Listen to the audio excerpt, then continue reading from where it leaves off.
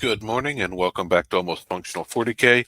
It's day 14 of Grotmas, and today we have the Tactical Brigade for Orks. That's the detachment for the day. Let's go ahead and look at it. Hoping to get a really shooty Ork detachment. This isn't necessarily that, although there is a few buffs to shooting. This isn't exactly what I know some Ork players are looking for, but let's see what it is. Detachment rule is listed here. Once per battle round in your command phase, or after being set up on the battlefield in your movement phase, each boss Snickrot, mech, and war boss model in your army can issue tactics abilities. To do so, select one or two of the tactic abilities below and select one friendly Ork unit within 6 inches of that model to issue them to.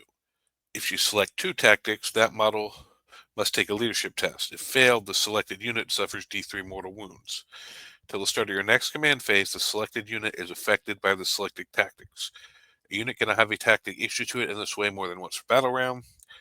Tactics abilities cannot be issued to battle shocked units, and if your unit becomes battle shocked, it loses the tactics while it is battle shocked. All right, so you can issue orders basically, and if you can issue two orders to a unit, but your character that's issuing them has to take a leadership, and if he fails, then the unit takes D3 mortal wounds. And here are your options. We got Get Stuck In. You can reroll charge rolls made for this unit. We have Get On With It. Add one of the strength characteristics of melee weapons equipped by models in this unit. We have Sneaky Stalkin'. Infantry and mounted models, excluding Mega Knobs in this unit, have the stealth ability, and each time a range attack targets this unit, the models have the benefit of cover against this attack. And then we have Shoot-A drills. Each time an infantry or mounted model in this unit makes a ranged attack, add one to the hit roll. So that one does buff shooting, so you can give +1 to hit. But a reroll charges is solid for Orks.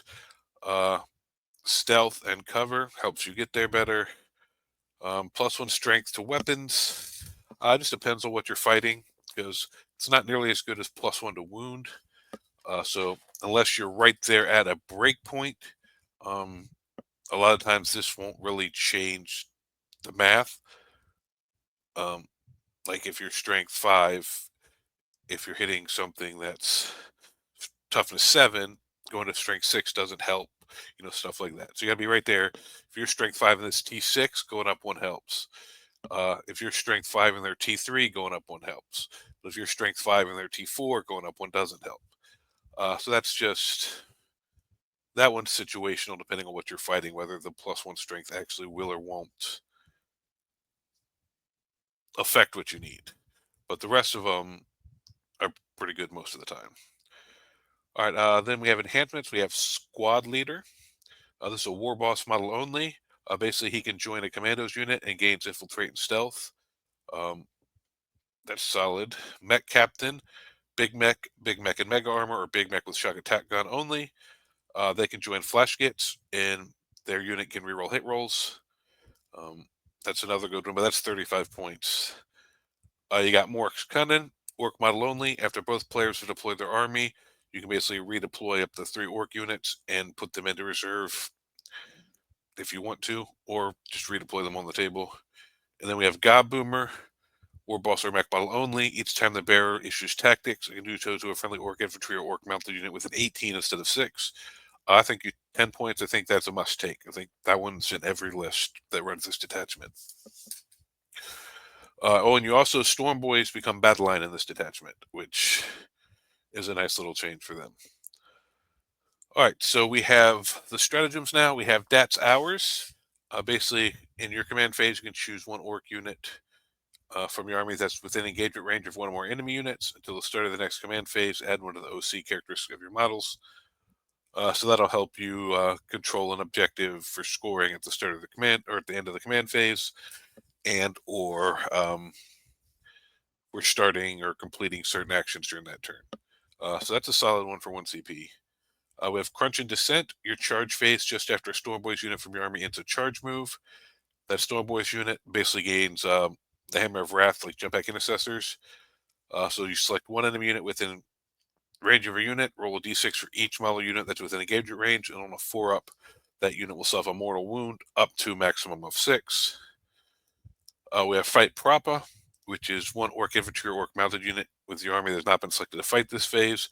You can give them sustained hits 1 or lethal hits 1 until the end of the phase. You have on to the next. Your opponent's shooting phase just after enemy unit falls back.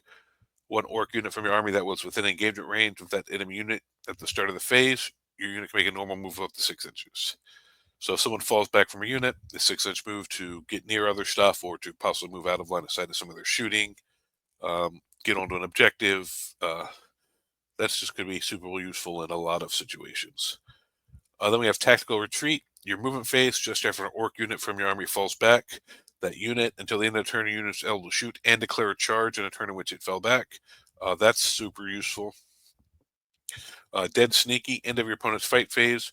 One commander or Stormboy's unit from your army that is not within engagement range of one or more units. Remove your unit from the battlefield and place it into strategic reserves. This is really nice. So it's the end of your opponent's fight phase and you have to pay for it. Where I know a lot of armies have units that do it for free, but having that ability is really, really nice.